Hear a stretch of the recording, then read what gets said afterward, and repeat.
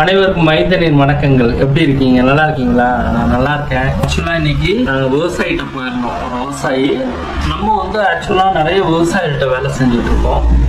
ஒரு 1000 விவசாயிகள் பக்கத்துல வேலை செஞ்சுட்டு இருக்கோம்.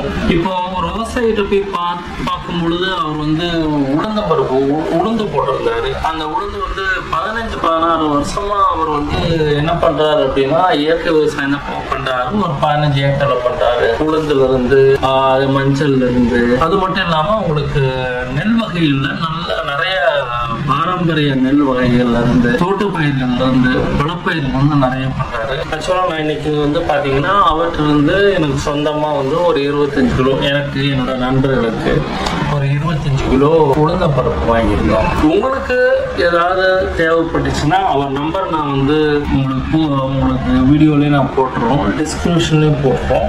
எனக்கு அவரை கான்டாக்ட் பண்ணுங்க, குழுக்குள்ள வாங்கிக்கிறோம்.